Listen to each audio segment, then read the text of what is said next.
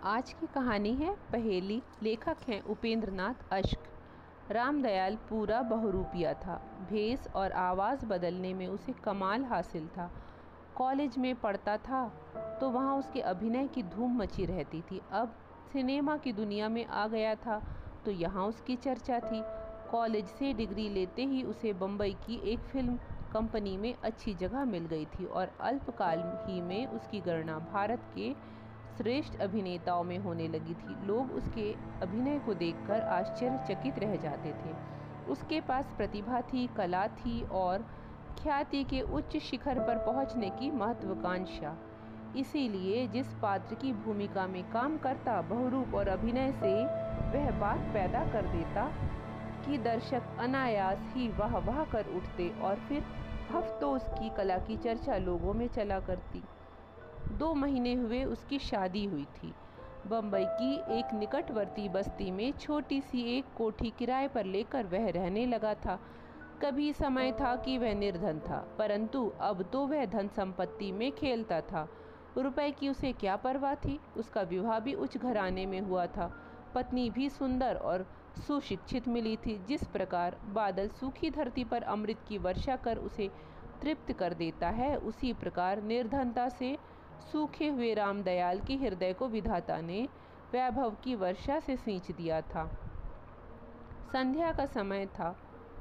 Ramdayal library में बैठा था। अभी तक कमरे में बिजली ना जली थी और वह किवाड़ के समीप कुर्सी रखे एक लेख पढ़ने में निमग्न था। चपरासी ने बिजली का बटन दबाया। क्षण भर में रोशनी से कमरा जगमगा उठा। रामदयाल ने रुमाल से ऐनक को साफ किया और फिर लेख पर अपनी दृष्टि जमा दी। वह नवयुग का महिला अंक देख रहा था। अंक देखना तो उसने यूं ही शुरू किया था, परंतु एक लेख कुछ ऐसा रोचक था कि एक बार जो पढ़ना आरंभ किया तो समाप्त किए बिना जी न माना। लेख में किसी अभिनेता के अभिनय की विवेचना न थी। छद्मवेश कला पर कोई नई बात ना लिखी गई थी। एक सीधा साधा लेख था जिसमें नारी स्वभाव पर एक नूतन दृष्टिकोण से प्रकाश डाला गया था। एक सर्वथा नई बात थी। लिखा था, स्त्री प्रेम की देवी है। वह अपने प्रिय पति के लिए अपना सर्वस्व निछावर कर सकती है। वह उसकी पूजा कर सकती है, पर यदि उसका पति उसके प्रेम की अवहेलना करे, उसकी मोहब्बत को ठुकरा दे, तो अवसर मिलने पर वह अपने प्रेम की तृष्णा बुझाने के लिए किसी दूसरी चीज़ को ढूंढ लेती है, चाहे वह चल हो या अचल, सजीव हो या निर्जीव। यही प्रकृति का नियम है। रामदयाल उठा और गंभीर मुद्रा धारण किए हुए पुस्तकालय के बाहर निकल आया। सड़क रोशनी से नववधू की भांति सज रही थी। रामदयाल अपने हृदय की गति के समान धीरे धीरे चला जा रहा था। उसे देखकर कौन कह सकता था कि यह वही प्रसिद्ध अभिनेता है जो अपनी कला से भारत भर को चकित कर देता है। उर्मिला उसकी पत्नी अनुपम सुंदरी थी। कल्पना से बनी हुई सुंदर प्रतिमा सी मीठे मादक स्वर में रूप में विधि ने उसे जादू दे ढाला था। संगीत कला में उसने विशेष क्षमता प्राप्त कर ली थी और यह गुण सोने में सुहागा का काम कर रहा था। जब भी कभी वह अपने कोमल उंगलियों को सितार के पर्दों पर रखती और कान उमेट कर तारों को छेड़ती तो सोए हुए उद्गार जाग उठते और कानों के रास्ते मिठास और मस्ती का एक समुद्र श्रोता की नस नस में व्याप्त होकर रह जाता। रामदयाल उस पर जी जान से मुग्ध था और वह भी उसे हृदय की समस्त शक्तियों से प्यार करती थी। दोनों को एक दूसरे पर गर्व था, किंतु यह सब कुछ स्थायी ना हो सका। असार संसार में कोई वस्तु स्थायी हो भी कैसे सकती है। मनोमालिन्य की आंधी ने मोहब्बत के इस छोटे से पौधे को क्षण भर में बर्बाद कर दिया। उर्मिला नीचे ड्राइंग रूम में बैठी थी। वह रामदयाल की प्रतीक्षा कर रही थी। सामने के भवन में आज कोई युवक घूम रहा था। वह कुतूहलवश उसे भी देख रही थी। उसके कान सीढ़ियों की ओर लगे थे, परंतु आंखें उस युवक को बेचैनी से घूमते देख रही थी। वह कोठी कई दिनों से खाली थी, परंतु अब कुछ दिनों से इसे किसी ने किराए पर ले लिया था। उसने 2-3 बार किसी युवक को बिजली के प्रकाश में घूमते देखा था। ऐसा प्रतीत होता था जैसे वह बेचैन हो, जैसे आकुलता उसे बैठने ना देती हो। घड़ी ने टन-टन 9 बजाए। सामने के भवन में रोशनी बुझ गई। उर्मिला अपने आप को अकेली सी महसूस करने लगी। उसने सितार उठाया। उसकी कोमल उंगलियां उसके पर्दों पर थिरकने लगी। उसके अधर हिले। दूसरे ही क्षण करुणापूर्ण गीत वायुमंडल में गूंज उठा। स्वर में दर्द था, लोच था और लय थी। सीने में प्रतीक्षा की आंख थी। वह तन्मय हो गई, अपनी मधुर ध्वनि में खो गई और उसे यह भी मालूम ना हुआ कि रामदयाल कब आया और कब तक दीवार की ओट से खड़ा उसे देखता रहा। वह गाती गई, बेसुध होकर गाती गई। उसकी आंखें सितार पर जमी हुई थी, उसके कान सितार के मादक स्वर में डूब गए थे। रामदयाल की भ्रुकुटी तन गई और वह चुपचाप मुड़ गया। खाने के कमरे में उसने दासी से खाना मंगाया और खाकर सोने चला गया। उर्मिला गाती रही, अपने दर्द भरे गीत को वायुओं के कड़कड़ में बसाती रही। देवता आया और चला गया। पुजारी उसकी पूजा ही में व्यस्त रहा। दूसरे दिन रामदयाल प्रातः ही घर से चला गया और बहुत रात गए घर लौटा। उर्मिला दौड़ी दौड़ी गई और जग में पानी ले आई। रामदयाल के चेहरे से क्रोध टपक रहा था। आप इतनी देर कहाँ रहे? रामदयाल चुप। उर्मिला ने पानी का भरा हुआ जग आगे रख दिया। घर में 2 दासियां तो थी, परंतु पति की सेवा वह स्वयं किया करती थी। रामदयाल जब संध्या को घर आया करता तो वह उसका हाथ मुंह धुलाती, तश्तरी में कुछ खाने को लाती और स्टूडियो की खबरें पूछती। रामदयाल ने हाथ न बढ़ाए। वह चुपचाप खड़ी उसकी गंभीर मुद्रा को देखती रही।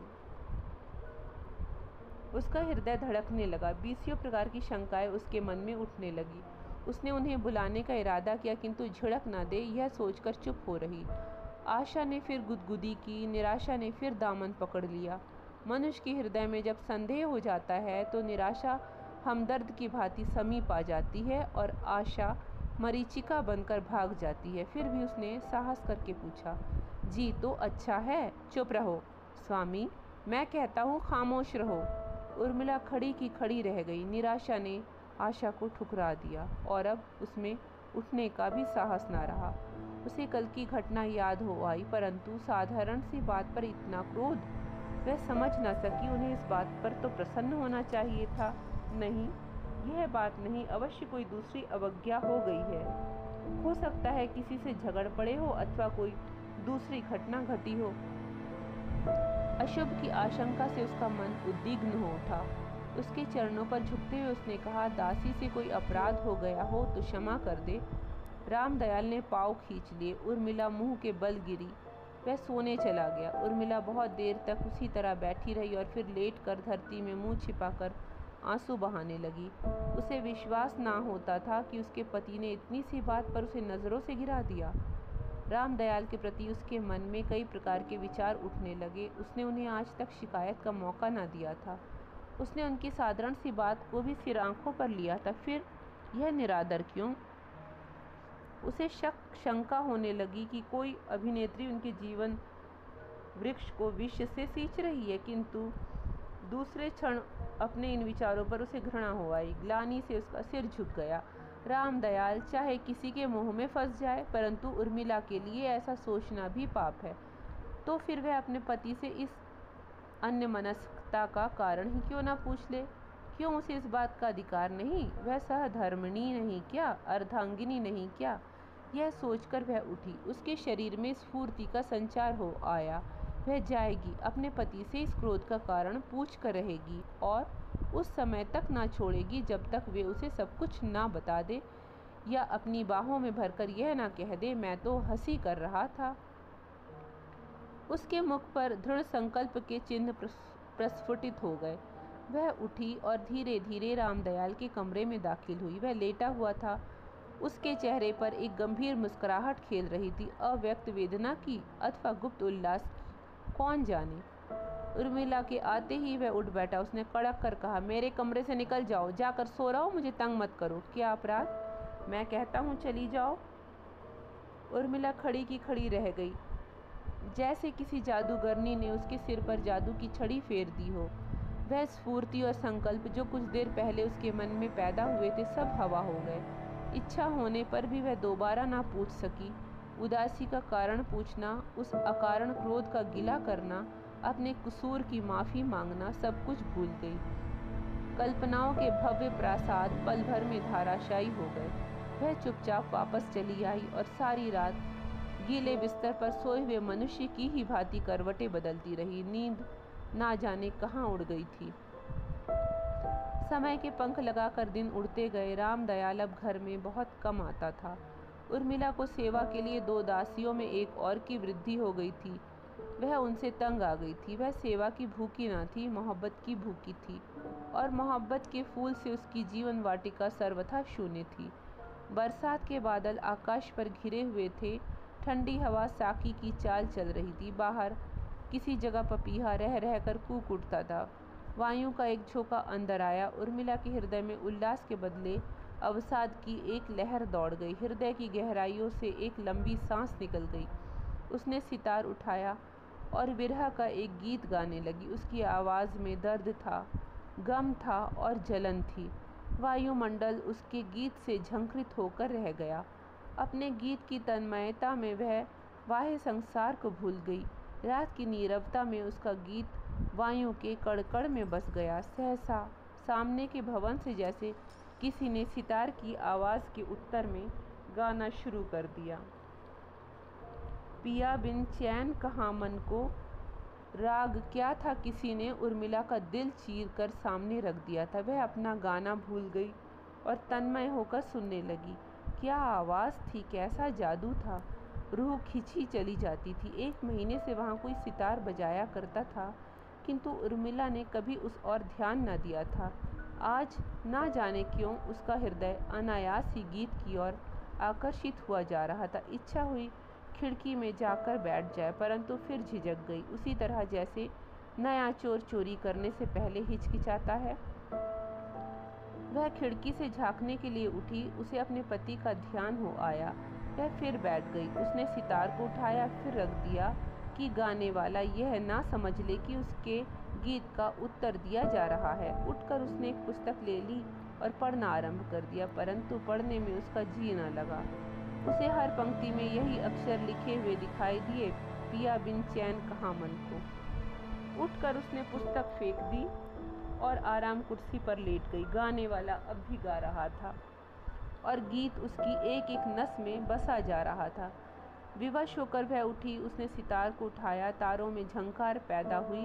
तारों पर उंगलियां थिरकने लगी और वह धीरे धीरे गाने लगी। शने शने उसका स्वर ऊंचा होता गया, यहाँ तक कि वह बेसुध होकर पूरी आवाज़ से गा उठी।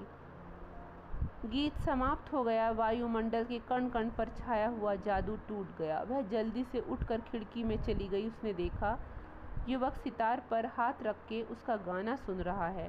उसके शरीर में सनसनी दौड़ गई, विजय की सनसनी। उस समय वह रामदयाल, उसकी मोहब्बत, उसकी जुदाई, सब कुछ भूल गई। उसके हृदय में, उसके मस्तिष्क में केवल एक ही विचार बस गया, उसने दूसरे रागी को मात कर दिया है। इसके बाद प्रतिदिन दोनों ओर से गीत उठते और वायुमंडल में बिखर जाते। 2 दुखी आत्माएं संगीत द्वारा एक दूसरे से सहानुभूति प्रकट करती। दिल के दर्द गीतों की जबान से एक दूसरे को सुनाए जाते। 1 महीना और बीत गया। कंपनी एक नई फिल्म तैयार कर रही थी और इन दिनों रामदयाल को रात में भी वहीं काम करना पड़ता। कई रातें वह कंपनी के स्टूडियो में ही बिता देता। इतने दिनों में वह केवल एक बार घर आया था। उर्मिला का दिल धड़क उठा था। पहली धड़कन में और इस धड़कन में कितना अंतर था। पहले वह इस डर से काँप उठती थी कि रामदयाल कहीं उससे रुष्ट ना हो जाए। अब वह इस भय से मरी जाती थी कि कहीं उसके दिल की बात न जान ले, कहीं वह रात भर रहकर उनके प्रेम संगीत में बाधा न डाल दे। अक्टूबर का अंतिम सप्ताह था। रामदयाल घर आया। उर्मिला उसके मुख की ओर देख भी न सकी, उसके सामने भी न हो सकी। रामदयाल ने उसे बुलाया भी नहीं। वह दासी से केवल इतना कहकर चला गया, मैं अभी और 1 महीने तक घर ना आ सकूंगा। चित्रपट के कुछ दृश्य खराब हो गए हैं, उन्हें फिर दोबारा लिया जाएगा। जब वह चला गया तो उर्मिला ने सुख की एक सांस ली। उसके हृदय से एक बोझ सा उतर गया। वह कोई ऐसा हमदर्द चाहती थी जिसके सामने वह अपना प्रेम भरा दिल खोल कर रख दे। रामदयाल वह नहीं था। उस तक उसकी पहुंच ना थी। पानी ऊंचाई की ओर नहीं जाता, निचाई की ओर ही बहता है। रामदयाल ऊंची जगह खड़ा था और गाने वाला नीची जगह।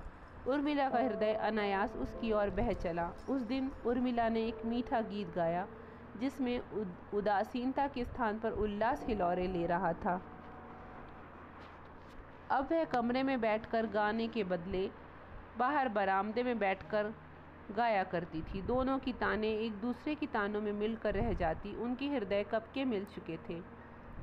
संध्या का समय था। उर्मिला वाटिका में घूम रही थी। उसकी आंखें रह रहकर सामने वाले भवन की ओर उठ जाती थी। उस समय वह चाहती थी कहीं वह युवक उसकी वाटिका में आ जाए और वह उसके सामने दिल के समस्त उद्गार खोल कर रख दे।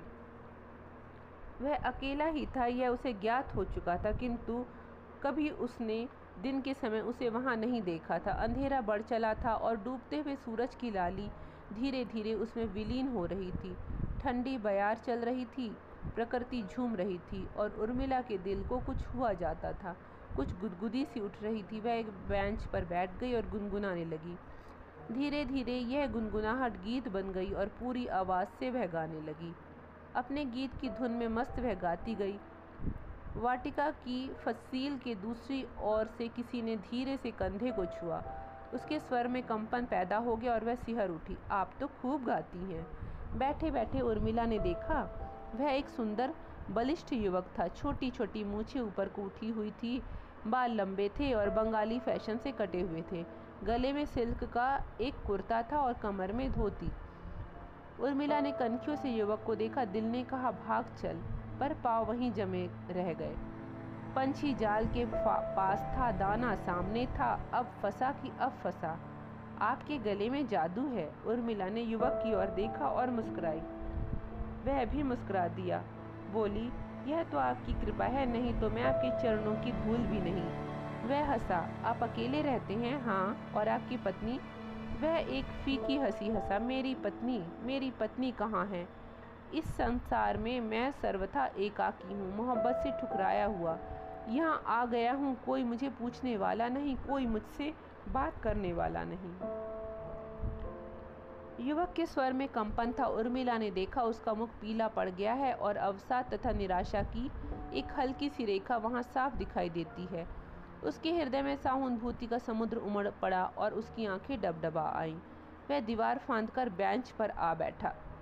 उर्मिला अभी तक बैठी ही थी, उठी ना थी। वह तनिक खिसक गई, किंतु उठने का साहस अब उसमें नहीं था।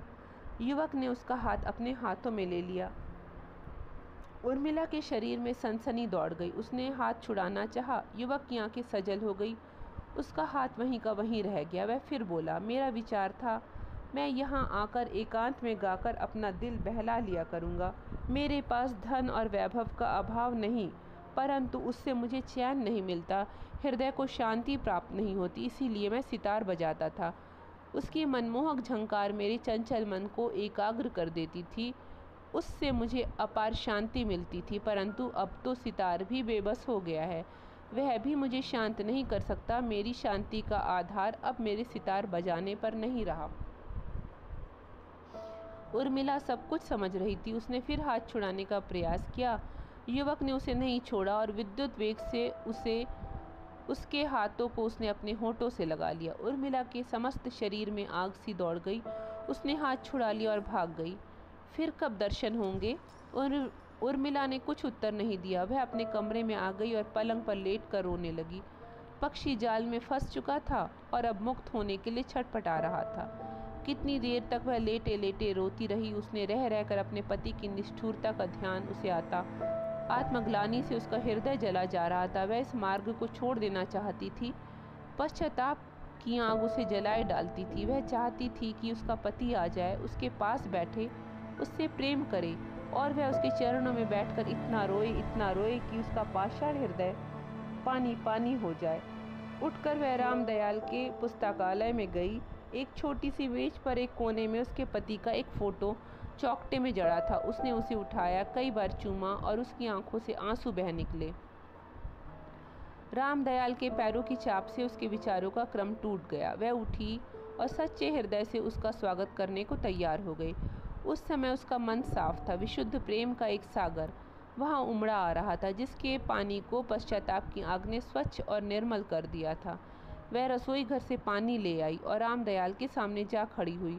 उसकी आंखें सजल थी और मन आशा के तार से बंधा डोल रहा था। उसने देखा रामदयाल ने उसके हाथ से गिलास लेकर मुंह धो लिया और फिर उसे कुछ नाश्ता लाने को कहा। और जब वह मिठाई ले आई तो रामदयाल ने तश्तरी लेने के बदले उसे अपनी बाहों में लेकर उसके मुंह में मिठाई का एक टुकड़ा रख दिया। निमिष भर के लिए उसके मुंह पर स्वर्गीय आनंद की ज्योति चमक उठी। उसने सिर उठाया, देखा रामदयाल तो उसी तरह बैठा है और वह उसी तरह गिलास लिए खड़ी है। आशा का तार टूट गया। मादक कल्पना हवा हो गई। सत्य सामने था।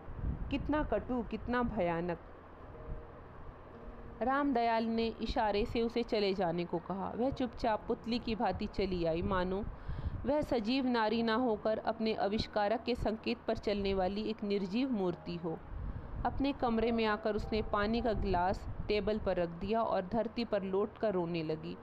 धरती में मूक और ठंडी धरती में उसे कुछ आत्मीयता का आभास हुआ, एक बहनापा सा महसूस हुआ।